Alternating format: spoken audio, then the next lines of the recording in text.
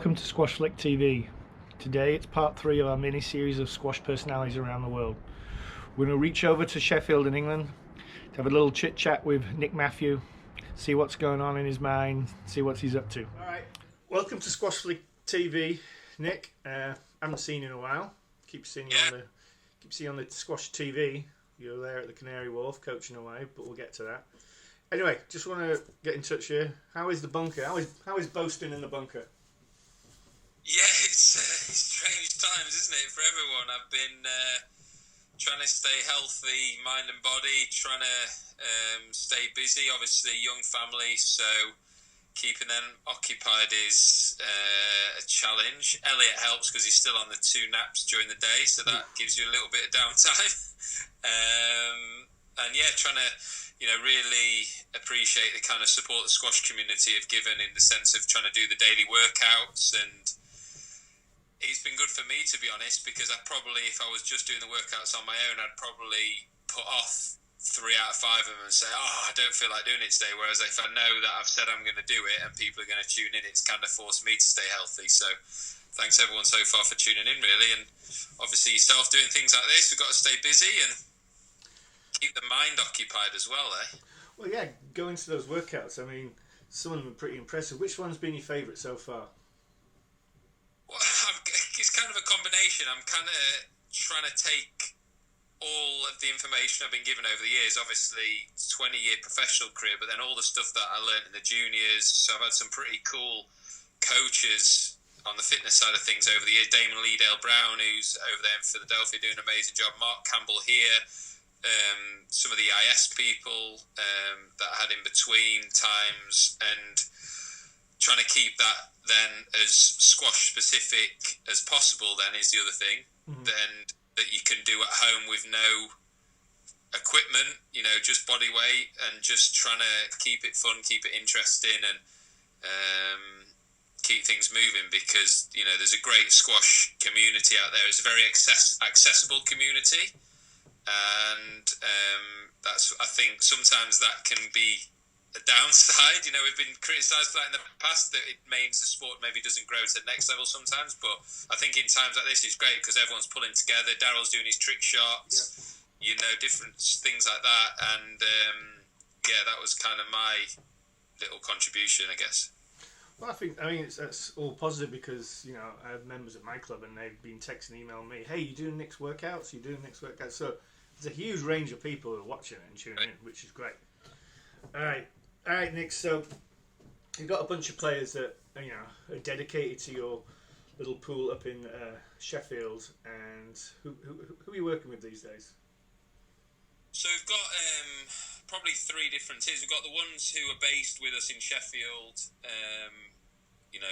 100% of the time. So that's like Greg and Donna Lobban, Nick Wall, Harry Faulkner, a couple of the young girls, Katie Wells, Charlotte Jagger, a couple of the younger kind of uni type players as well. And then we've got ones who come in and visit us regularly, but don't live there, the likes of Declan, Marwan, people like that, Asia Harris and the junior side, and then the ones that just kind of visit from time to time that don't necessarily coach, but you kind of George Parker's, Joel Makins, Chris Simpson used to do it, Laura when she was still playing, people who don't necessarily coach on a one-on-one, but they just come and join in some of the group stuff.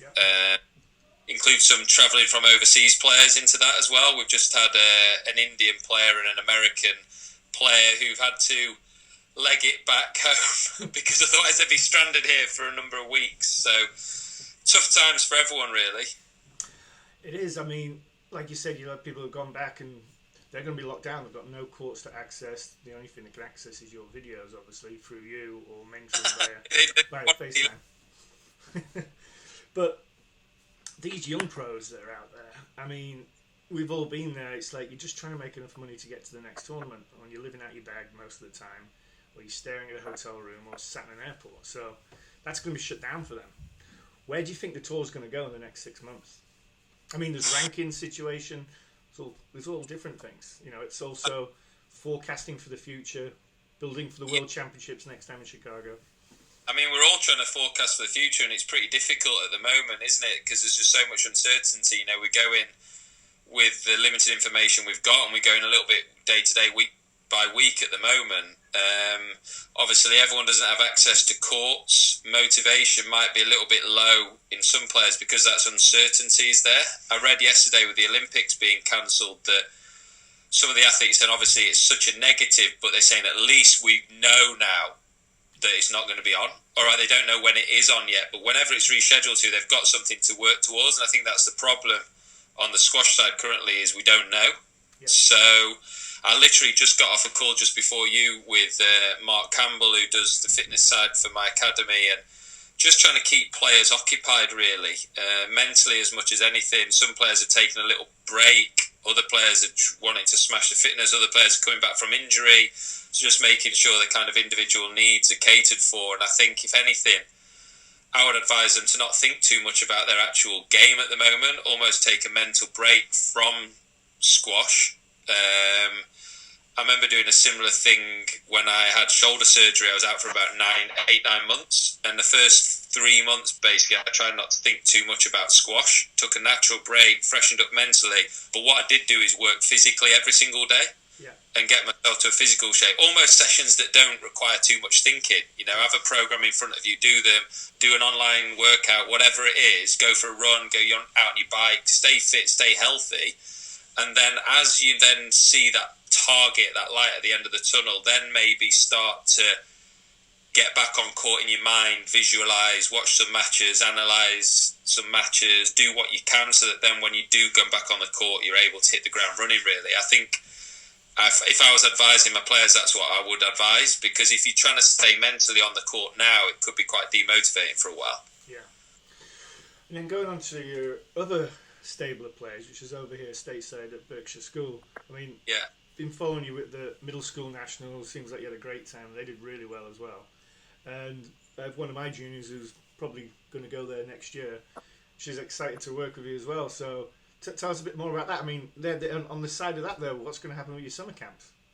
Yeah, it's obviously positives first. It's really exciting relationship. It was obviously one of those relationships I went into after my playing career was done, and some things you feel are natural progressions, like running your own camps and kind of working with England squash and starting my own academy. I felt like those things were things that I could naturally progress to. The Berkshire relationship was one that I didn't know how it was going to work, because as well as the squash side of thing, the coaching side, I'm also working with the school as kind of a consultant to build their profile, help admissions, and then also on the other side building relationships with the athletes there, the people, so you can help position them in colleges as well. Yeah. So there's kind of 3 facets to that, and it's been a real exciting project, a little bit out of my comfort zone. I'm going into admissions meetings and I'm going into faculty meetings when I'm there, and it's definitely fun, and definitely the kids, it's so rewarding to go and work with them. Yeah. The season's condensed quite into that winter block, and I go there 20 days during that block. So from pretty much mid-November through to 1st of March, I'm there for 20 days on campus. So it's, you know, it's chunked in and got some really good kids. And yeah, we're not in the top division yet, but the program's building up. And there's certain schools in the Greenwich kind of area, Philadelphia area, the day schools, that is pretty much very difficult. They're in a world of their own, you know, a competition of their own, very difficult to compete with them. But our goal is to become the best squash boarding school, you know, to squash as far as boarding schools are concerned. And, you know, I think we're kind of on that path, really. That's good. So, obviously, the summer camps are on hold. On hold for now, yeah. We're going to look at possibilities to hopefully, you know, let's see what we can do. They're currently in July, you know, even if we had to, you know, all options are on the table at the moment, you know, whether we delay those, you know, back end of August, whether that gives us any leeway, just as a starting option. Obviously, you know, that community, we get a lot of repeat business, a lot of referred business as well from great contacts like yourself, Alex State, Luke Butterworth, Nick Taylor, so on. So you want to keep those relationships strong, and, you know, I think mentioned the community before. We're just trying to work together with trying to with that community to get the best solution. Really, we're not going to put anything on if it's going to jeopardise. If we need to delay and credit and everything, we will. But the main thing is that everyone's happy and healthy. Yeah. All right. Quickly looking back at your career, you had a fantastic career. I mean, 3 World Championships, world number 1, gold medals, 10-time British champion. Could keep going and going and going.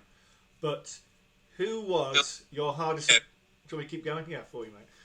It feels a lot to go now. Who was your hardest competitor to play against, and why? Rami Ashore, 100%. Yeah. I mean, there's kind of 3 categories. There's the people I came up against when I was when I was young, and I was in that apprenticeship kind of phase. Yeah. Obviously, playing your Nichols and Powers of the world didn't get much change at that time in your career. Yeah. Obviously, I was still, though, on the up, so I wasn't quite as good a player as I was when I got to my better years, my peak years. Yeah. So even those players are amazing, but probably hard to put them in the category the Rami category, because with Rami, I played him when I was probably in my best years. Yeah. That was the thing, and still found it just a ridiculously unique challenge. Yeah. The other side of that, I guess it's like a mountain. You're climbing up the mountain and people are kicking your butt, and then you're at the top of the mountain and there's not many people at that time that were there with you. Rami was somewhere in the clouds at times. And then when you're on your way back down the mountain, there was other people who were then at the summit, and you were trying to hang on by the skin of your teeth. Mohammed, Shabagi, obviously at times. Yeah. Towards the end, playing the likes of Farag was tough. Yeah. But with Rami, I was at my best. He was at his best. He challenged me to become better every single day. We devised training programs, drills, routines, analysis purely to cope with him. That's how good he was. No other player I kind of did it to that extreme. Yeah. Just the way he played, he just took time away from you. Squash is a game of milliseconds, and those milliseconds add up over the course of points and rallies and the match. And Rami just used to take half seconds away from you. You'd be relying on these milliseconds of sustained pressure, and he would just suddenly take a chunk out of you. Yeah. Like that. So it was very, very difficult to play. How early he took the ball, his technique, very difficult to read. Bit of an enigma as well mentally, so that he was quite unpredictable. Yeah. Sometimes you kind of felt that his biggest opponent was himself rather than you, so you had to sometimes just say, look, forget about him, you just concentrate on what you're doing, and if you get that right and you stay calm and you do what you're doing, then there's a chance that he might get in his own head. And I think, going back at one of your matches, if I'm trying to remember this, I think you played him at the O2 in the final, the British, is that right? That was by far the best I'd ever played against him, and whether or not he was on best form that day, there was definitely an element of a plan coming together. What's gone on for 2-3 months. I'd been one in the world, and he had beaten me about 3 or 4 times in a row previous to that. Yeah. Which strange feeling when you've been at one, to lose, to feel like you're losing someone all the time. Yeah. When you're the best player. And so we went away and devised a plan, and that's it coming to fruition. It didn't work the time after that, by the way. I lost to him, I think, 3-love the time after that. But on that day, I remember talking to Peter Nichol once, and he said, remember those days, because I could probably count on one hand the number of times a match was perfect, like the plan came together perfectly, and that was probably one of my 5 if I got to 5. Yeah. Okay. So,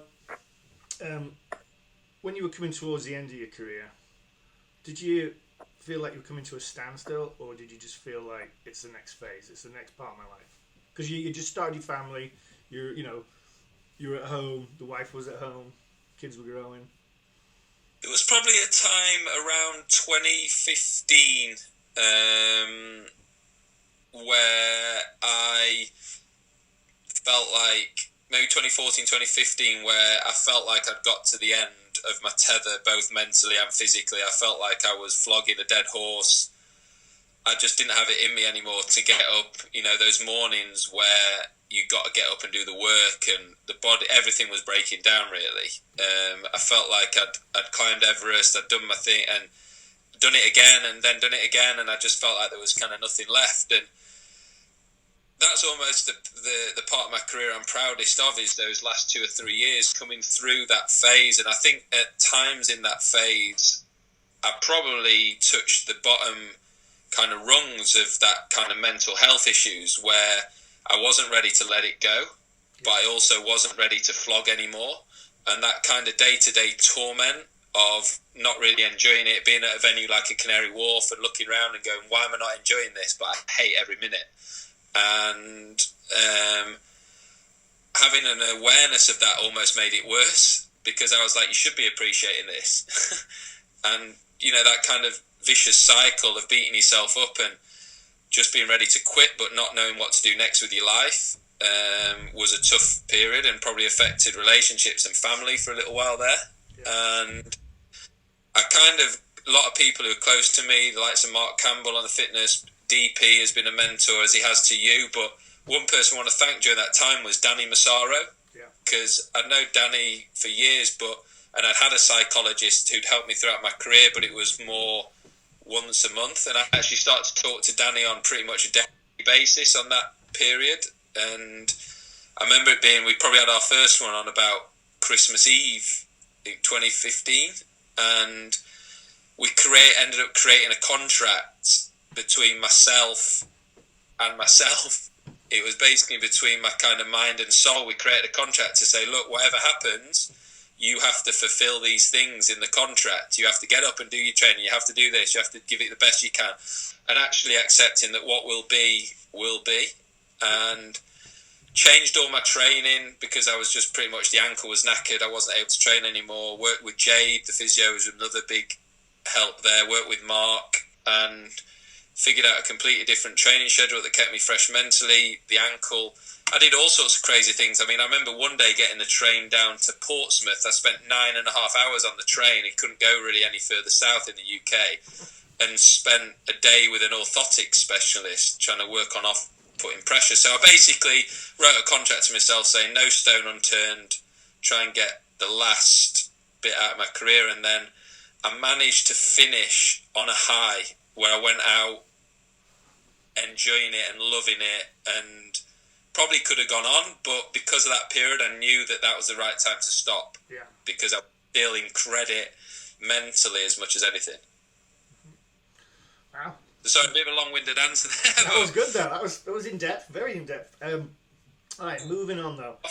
Who... I often get asked, oh, you could have carried on. Why are you stopping? Why are you not back on the tour? You know, even I still play to a decent standard now in the leagues and best of threes and what have you, and people say, oh, it's stupid, I retired too early and what have you. I was a month shy of my 38th birthday, which is pretty much to the day 20 years on tour. That's a decent stint. And, you know, I can't go into that backstory. I've not really gone into that backstory very much ever, to be honest. And you can't just on a tweet or whatever. So I think I'm at the point now where I say, you know, that's the reason why I didn't go on outstay my welcome kind of thing, because I knew that in a day or in a week or in a month, I could go back to that kind of feeling of where I was before. Yeah. And I wanted to go out loving the sport, everything intact, and being happy and having fond memories and wanting to play squash and enjoying, not kind of hobbling around, never being able to play again. You know, I wanted to appreciate it, and that's kind of why I did what I did. Okay, so the future of squash. What do you think? Yeah. What do you think it needs? What do you think needs to be injected into it? Because it's the last 10 years, it's progressed a lot. Squash TV has made it absolutely fantastic. The insight into the players, the minds, just talking to you like this, it's developed. I mean, from where it was to where it is now. What is the next phase?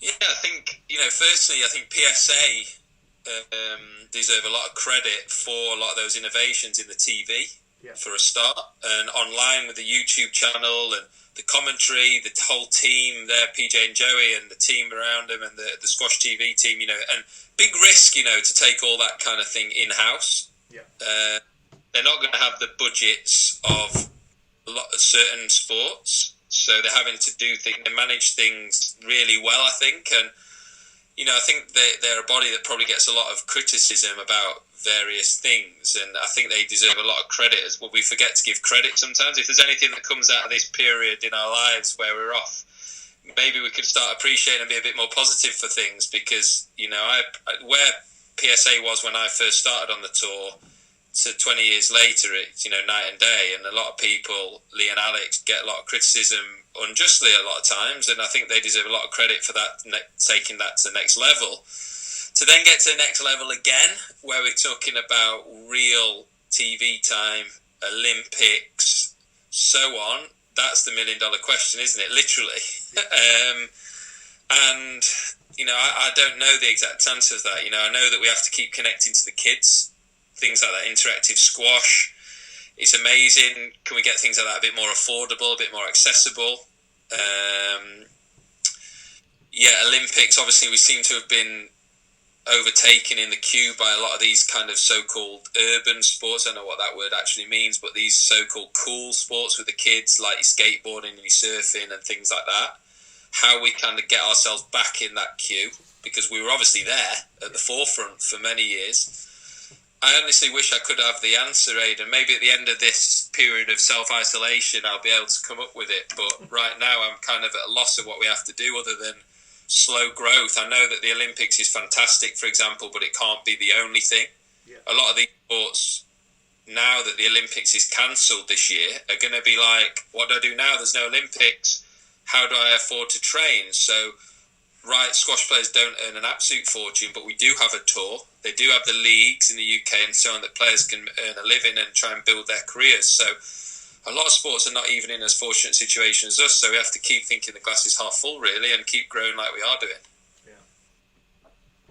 And the growth in America, obviously I've been here for over 25 years and I've seen it develop from just a little small tournaments, $5,000 events, to now $1 million tournaments. It's crazy. Equal prize money, which is great, men's and women's. And who do you see as the future stars of the tour? The young ones now who are going to break through. Well, you mentioned America, and I don't know necessarily names yet, but where I watched some of the juniors play in the British Junior Open, for example, and if those players decide that they want to pursue, that was always the issue maybe with the American players, is that they thought, college was the end of the line. It's changing now, but certainly the support that you've got over there, the competitive structure in the juniors, I don't think there's another country outside of Egypt that boasts that level of competition in the juniors right the way through high school, through to colleges like the US does. Yeah. So I think looking in the next sort of 10, 15 years, some really top American players coming right the way through that system, like Amanda's started to do. Yeah. Obviously, very difficult to look past Egypt, as always. The likes of Sal, I saw him close up in Atlanta recently off the court, and he's a real character. People kind of gravitate to him in terms of his demeanour off the court, which I'd not seen. I'd only seen him on the court. He's going to be a pretty charismatic figure for the sport, I think. Mm-hmm. And then I think Asia is a big one. Asia, you're going to continue to grow. Malaysia, Korea, Japan, China, hopefully. A lot of the strongholds, traditional strongholds like your Aussies and side of things, even England, we need to fight our way back, and we're trying hard to do so, but it's going to be really interesting. You get the odd outliers like your Diegos from kind of random countries. There might be someone coming through from Eastern Europe, because I know it's kind of booming in a lot of those countries as well. So, but certainly the US has got a big future based on what I'm seeing now. The National Centre, obviously the Spectre Centre as well, having that facility. You'd make a good national coach, actually, Aidan. Yeah. Hopefully, I'd love to see it in America. I think that'd go a long way in the popularity globally of the sport. All right, good. So, one thing I've got to ask you, because I know you really crave it all the time, is a good Sunday pub lunch. And you can't have that at the moment, so are you going to order it in? Do they do in takeout, or are you going to come up with your own little roast? My Sunday go-to Sunday roast, my local country pub is doing takeout. I don't know whether it's quite as good as going to the actual restaurant with a log fire and whatnot, but slightly bigger spanner in the ointment is, one, I've never cooked a roast in my life, so I wouldn't know where to start, so I can't do my own. And secondly, I'm going vegan for a month. Okay. So that's kind of thrown the roasts, inspiration. Greg and Donna, who've been working with me, vegan. We watched that Game Changers. I know that's one side of the coin, but about a week or 10 days before the lockdown, we said, let's just give it a try to see how we feel. We've been feeling really tired lately, you know, 2 young kids, trying to grow your business on court a lot of travel as well, obviously in that winter period to Berkshire, like I said. I've just been feeling a bit run down, a bit tired, lacking of energy, and definitely so far so good in terms of that. I know I'm not doing as much because we're at home, but I feel, wake up in the morning, spring out of bed, feel a bit lighter. The abs are coming through for the first time in about 3 years. Nice. So we will be seeing you doing your workouts topless soon? No, because it's still too pale. I think the reflection on the screen had kind of put a lot of people off. The glare would just be too much, I think. You probably look like a milk bottle.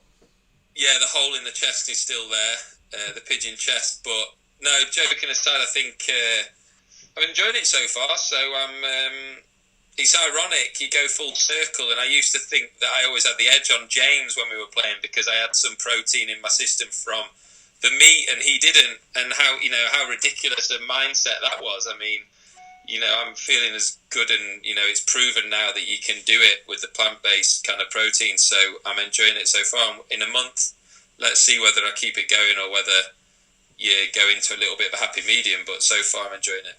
Alright, well, about to sign off. My tea needs to be refilled. I'm sure yours does too. I've got my Yorkshire tea bags here. But I'm going. There were a bit of a shortage of Yorkshire tea, so I've got a green tea at the moment. Well, there's no shortage here. Just shortage of toilet paper. Yeah. Daryl's been using it all for his trick shots, that's why. What about Rodrigo's? His was pretty good. I haven't seen that one yet. I need to get on that one. Yeah, it's a good one. Anyway, Nick, thanks for letting me interview you for SQUASHFLIK TV. It's been a pleasure. I've known you since you were probably 8 years old. And you haven't changed a bit. I know we've not got our yearly catch-ups in Chicago now. I'll have to try and wangle a way to come to the tournament next year. Yeah, it's going to be in a cool venue, I hear. New venue. Right. Okay. Not to be confirmed yet. I don't want to ruin PSA on that, but it is a very quality, iconic Chicago venue. That's all I'm saying. Heard it is. All right, Nick. Well, thanks a lot. Get back to your Yorkshire Dales. Have some fun down there. And we'll see you soon. Appreciate it, Aidan. Good to see you, mate. Yeah, take care. Thanks. See ya.